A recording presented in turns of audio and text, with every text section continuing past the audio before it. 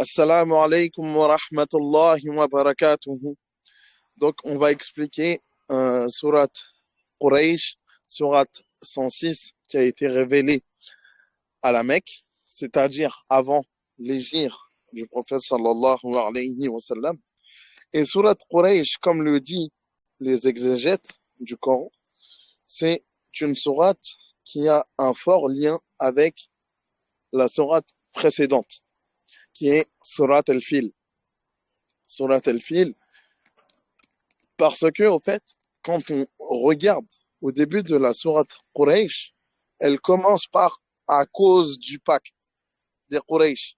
Donc, ce qui est logique, comme il y a à cause du pacte, il y a quelque chose, normalement, un événement qui a provoqué la cause d'une chose. D'accord? Qui a provoqué. Et la chose qui était juste avant, les savants disent que, au fait, c'est la sourate 105, qui est sourate al-Fil, qui se termine فَجَعَلَهُمْ كَعَصْفٍ مَأْكُولٍ, qu'Allah il les a rendus tels des pailles qu'on pourrait donner aux bêtes. Et tout cela, au fait, cet événement qu'on avait vu dans sourate al-Fil, il a dit parce que Quraysh, à cause du pacte des Quraysh, Qurayshites. Qurayshites, c'est une tribu, d'accord, une tribu qui n'existe plus, dont les Arabes, au fait, surtout à la Mecque, il y en a qui disent ils ont un nom de famille. Moi, je connais des personnes qui ont un nom de famille qui est Qurayshi, Quraysh, mais est-ce que c'est par rapport à cela? Je sais pas. Allahu A'lam. En tout cas, c'est quelque chose qui n'a plus lu. Ils sont, entre guillemets, c'est très rare de voir quelqu'un qui a un nom de famille Qurayshi. D'accord? Mais en tout cas, il y a des noms de famille qui étaient de tribus qui étaient au temps du prophète sallallahu alayhi wa sallam, et c'est toujours les noms de famille connus. Mais Quraysh, ça, j'ai pas vu.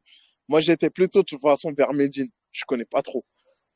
Ceux qui étaient à la Mecque, peut-être qu'ils ont plus d'histoire avec les gens de Quraysh. D'accord? Voilà.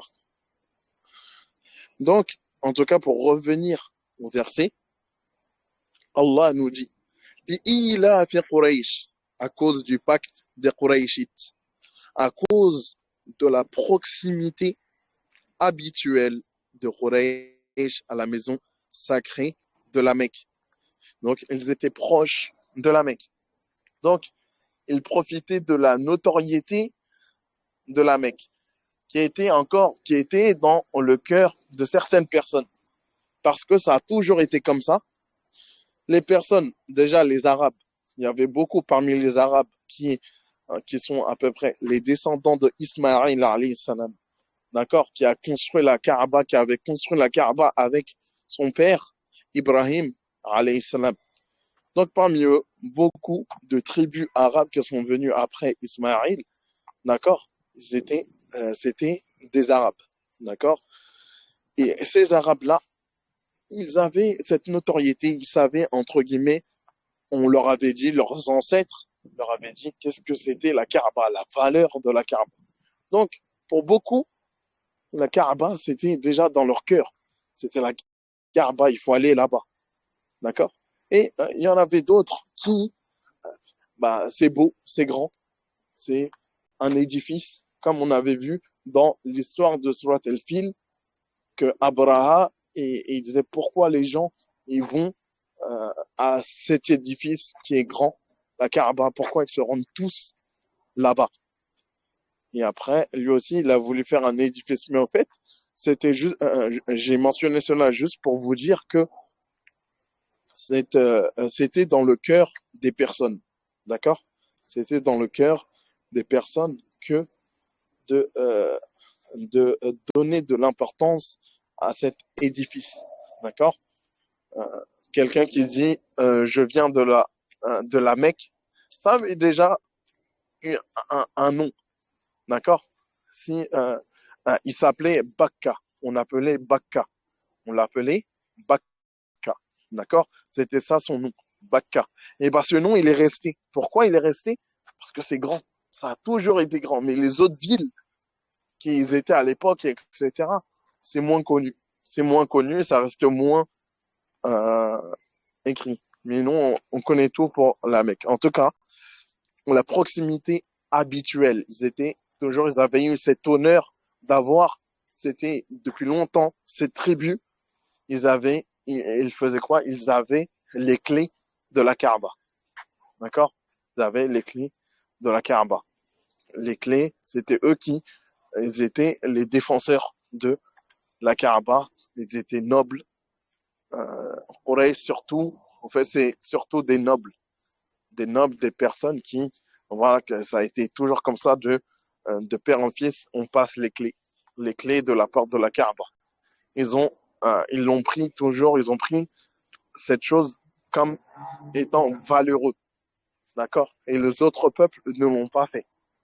Et c'est maintenant qu'ils veulent se réveiller pour dire, nous, on est meilleurs, on aurait dû avoir la Kaaba plutôt que eux. Et voilà, quoi, c'est toujours comme ça, les premiers, c'est eux qui gardent. Voilà. Donc après, Allah nous dit au deuxième verset, Ila fihim rihlat ash-shita'i was-sayf. À cause de quoi? De leur pacte concernant les voyages d'hiver et d'été. D'accord? Ils faisaient des voyages.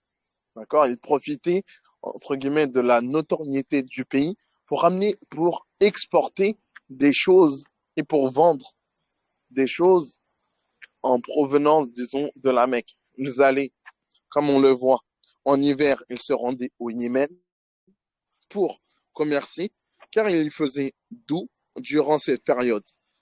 Et les fruits étaient bons pour la récolte. Et en été, ils préféraient aller au Cham, qui est l'actuelle Syrie, Liban, Palestine et Jordanie, pour les mêmes raisons. Voilà, ils profitaient, ils allaient en été au Yémen et en hiver, ils allaient au Cham pour tous les fruits, pour profiter du temps, et etc. D'accord? C'était ça leur habitude. Et après, Allah nous dit, après, par rapport à tous ces bienfaits-là, فَلْيَعْبُدُوا رَبَّ هَذَا الْبَيْتِ. Donc, qu'ils se, qu'ils, qu'ils adorent donc le Seigneur de cette maison, la Kaaba. Tout seul, lui, tout seul, sincèrement, l'adoration. Parce que eux, euh, Quraysh, ce qu'ils pouvaient adorer, surtout, de base, c'était, ils reconnaissaient que Allah était une divinité. Ça, il n'y a pas de problème. Mais ils prenaient aussi des autres statuettes et ils priaient pour ces statues. Ils leur vouaient des invocations. Ils faisaient des doigts, d'accord? Ils faisaient des choses. Ils les adoraient en dehors d'Allah. Et c'est ça le sens réel de la ilaha illallah. Il n'y a pas de divinité en droit méritant l'adoration si ce n'est Allah. Il n'y a que lui qui mérite l'adoration. D'accord? La ilaha. Il n'y a pas de divinité en droit d'adoration. C'est une négation. Négation et après illallah, une affirmation que Allah. D'accord? On a besoin de ces deux choses. Négation, affirmation. C'est ça exactement le tawhid. D'accord? C'est négation, affirmation. On ne veut pas se permettre de dire que les personnes adorent ce qu'ils veulent. Si on dit que les personnes ils adorent ce qu'ils veulent, bah là on est comme Quraysh si on s'occupe juste de l'affirmation. D'accord? Et si on s'occupe que de la négation, la ilaha, on est un athée. On est quelqu'un qui est illogique dans les choses. D'accord? Qui est illogique, qui a tout fait. Et en fait, réellement, en fait, on dit athée quelqu'un qui n'a pas de croyance, mais en fait, il a une croyance.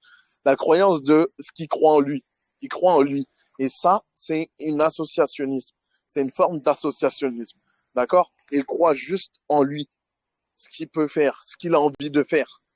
D'accord? C'est que lui. Il n'y a personne qui peut lui donner des ordres. Mais au fait, l'homme, au fait, il est obligé d'être guidé. Soit il est guidé par Allah, soit il est guidé par ses passions. C'est ça, au fait. C'est soit il a envie de faire ça, il va le faire. D'accord? Et il n'y a personne qui peut lui ordonner. Et c'est pas possible. Il est entre les deux. C'est pas possible qu'il n'ait rien. Il est obligé d'avoir une croyance dans quelque chose. Il est obligé.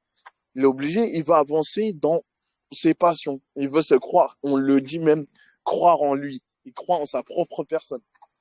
Entre guillemets. Il veut, voilà quoi, faire les choses sans qu'on ait besoin de lui donner et assouvir ses passions comme lui il l'entend. Donc, il l'entend. En plus, on le dit, il entend quelque chose.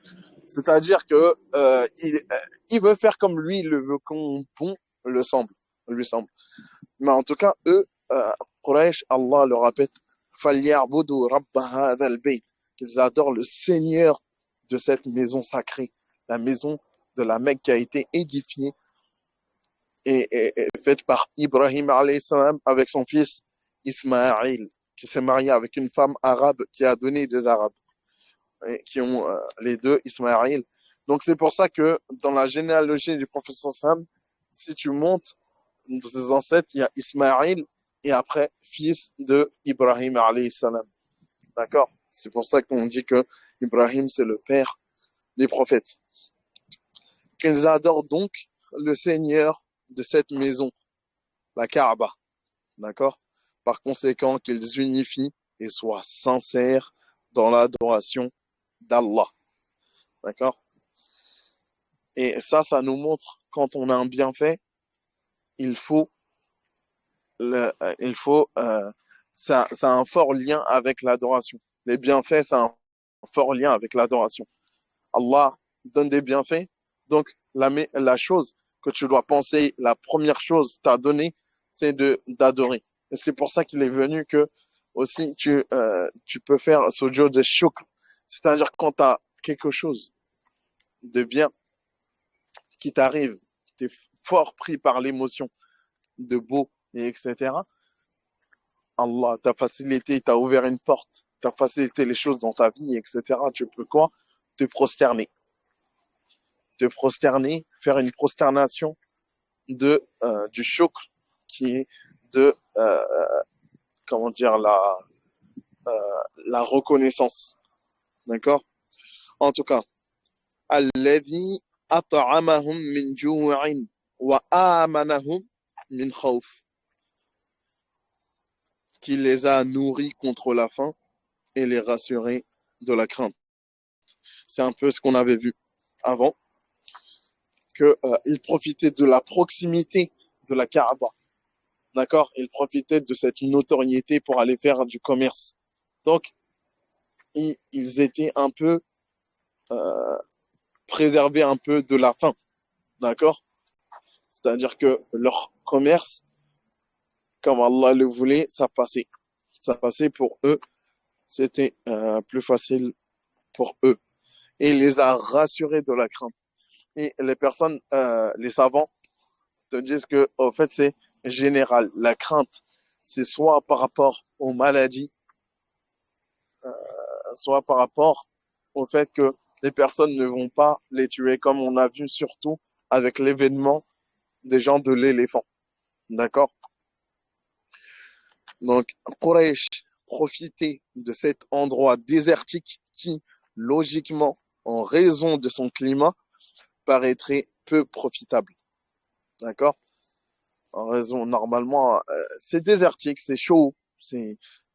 Normalement, quelqu'un dirait que, bah, c'est pour ça que certaines personnes, peut-être, ils n'ont pas voulu s'attacher. Pourquoi? S'attacher à un emblème qui est la Kaaba. Pourquoi?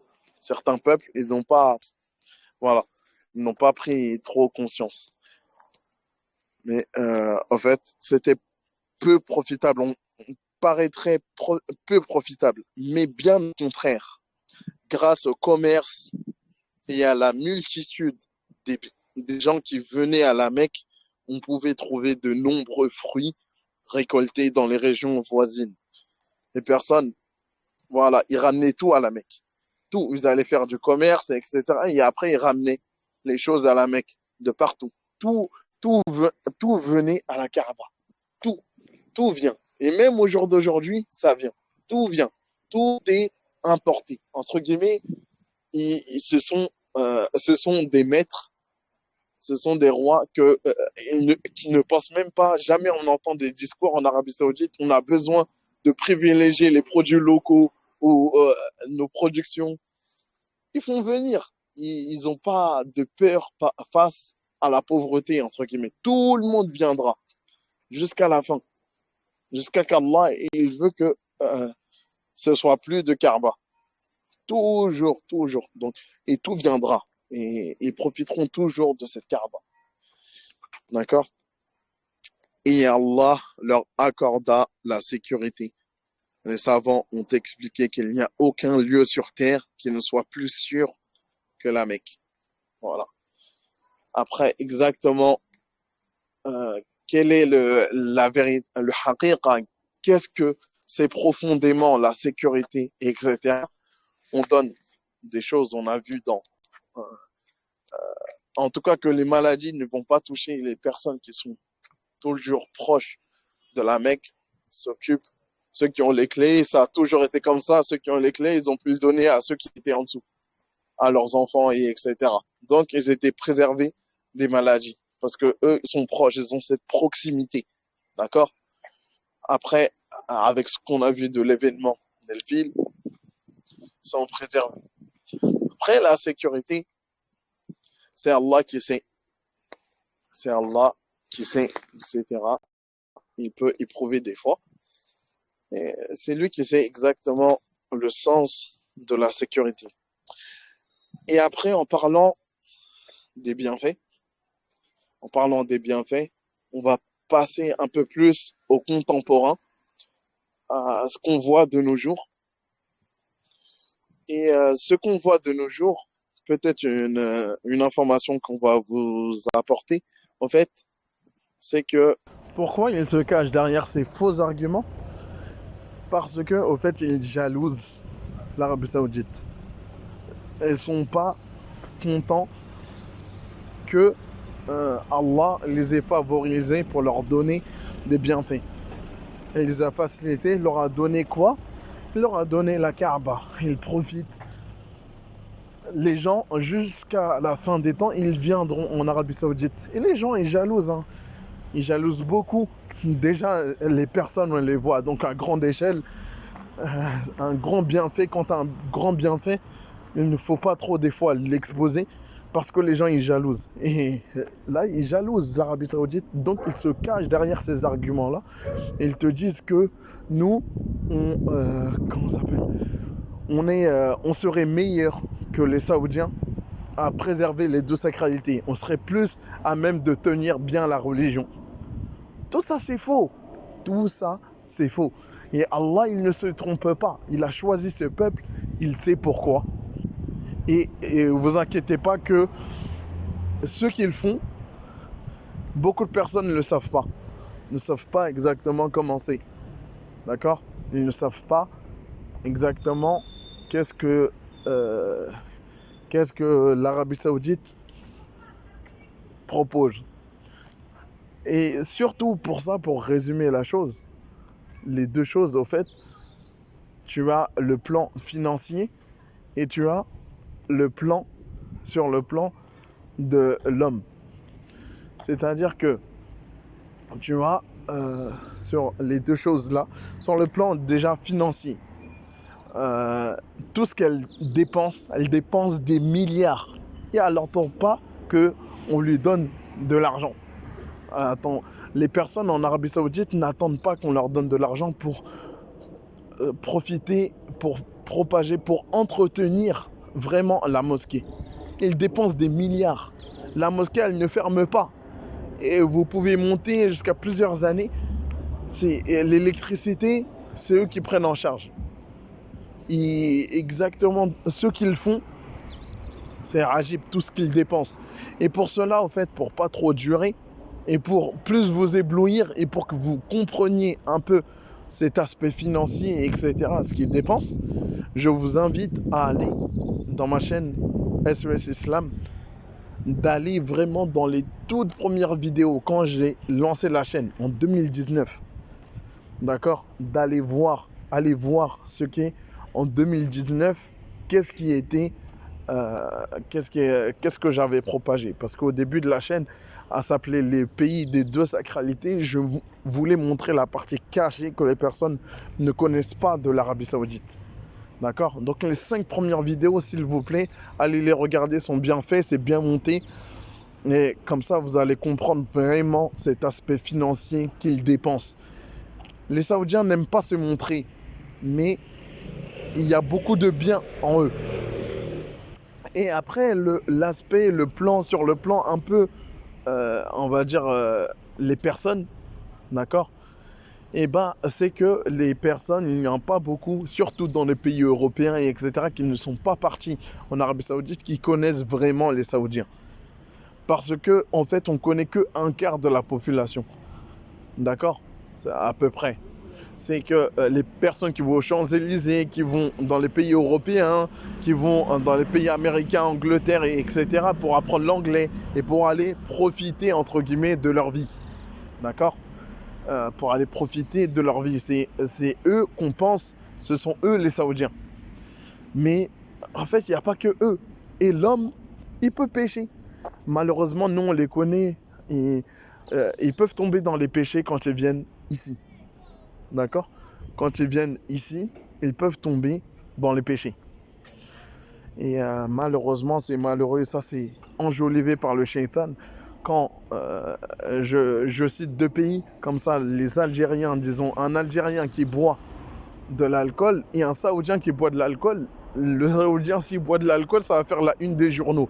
Entre guillemets, c'est des histoires à raconter. Et si on voit quelqu'un qui est, malheureusement, ça pourrait être un autre pays, un Marocain, ou, voilà, qui boit de l'alcool, entre guillemets, on va tourner la tête, on va pas, c'est pas un scoop. D'accord? Et ça, c'est enjolivé par le shaitan parce que l'homme, il est pécheur. Ça, il peut être là-bas, mais il est mauvais. Il croit pas. Et on a le bel exemple avec un Quraysh qui, beaucoup de parmi eux n'ont pas voulu croire. D'accord? N'ont pas voulu se soumettre à Allah. D'accord? Et les Saoudiens, en fait, il y a beaucoup de bien, en fait. Les 3 quarts de la population, si t'es pas allé, tu ne connais pas trop. Eux, ce qu'ils disent surtout, on est comme un poisson dans l'eau. Si on sort du bocal, on est comme le poisson. C'est-à-dire qu'ils sortent pas de l'Arabie Saoudite, ces 3 quarts-là. C'est les Bédouins qui n'ont pas d'envie, ils n'ont pas d'attirance vers les technologies. Ce qu'on a en Amérique, ce qu'on a en Europe, et etc. Eux, c'est pas ça. Ils peuvent, c'est vrai que l'homme, il est un peu attiré par le matériel, mais eux, disons, on leur ramène un iPhone tout près dans leur pays, ça leur suffit. Ils n'ont pas besoin de favoriser la production locale de leur pays. Ils ne s'inquiètent même pas pour ça. Et c'est pas leur... voilà quoi, c'est que tout vient, entre guillemets, eux, ils voient qu'ils ont une place de maître du monde. Donc, ils se... entre guillemets, voilà, ils ne font pas attention à certaines choses que nous, on fait attention. D'accord? Moi, je me rappelle, j'avais dit à un Saoudien, j'ai dit, nous, on a créé des choses en Europe, et etc. Vous avez fait quoi? Il disait, nous, on n'a rien fait, mais vous travaillez pour nous. Vous nous ramenez tout ce qu'on a besoin. Et c'est ça la réelle force. À la fin, j'ai compris que c'était eux vraiment qui avaient la réelle force. Ils n'avaient pas besoin de technologie. Euh, tout, on leur donne tout. Et après, bien sûr, après, il peut y avoir des comportements que tu aimes ou que tu n'aimes pas, etc. Mais Allah, il les a favorisés et chacun sera rétribué par rapport à ses actions, ce qu'il a fait. D'accord? Donc, voilà. Donc, j'espère que ça vous a fait un peu de bien. Peut-être rapporter quelques vérités que mis au devant de certaines personnes. Peut-être que ça va profiter à certaines personnes de comprendre et de faire attention aux personnes qui sont jaloux, qui donnent toujours des mauvaises phrases. Si c'est pas l'Arabie Saoudite, c'est les savants d'Arabie Saoudite. Qui t'a dit? Voilà, ils vont inventer des règles alors que chacun va être jugé par son Seigneur. Donc voilà, on s'arrête. Je vais m'arrêter sur ça. Il y a beaucoup de choses à dire. mais c'est pas trop profitable parce que c'est du monde de la vie d'ici-bas. Chacun sera rétribué selon ses actions auprès d'Allah. Attachez-vous à apprendre la source. Ne vous faites pas avoir par des personnes qui vous disent ouais, c'est un islam saoudien. Allez voir exactement qu'est-ce que on apprend comme science. Mais après, vous allez voir qui est plus dans la vérité que l'autre. Et voilà. Qu'Allah nous facilite, on est des hommes imparfaits. هذا والله أعلم وصلى الله على نبينا محمد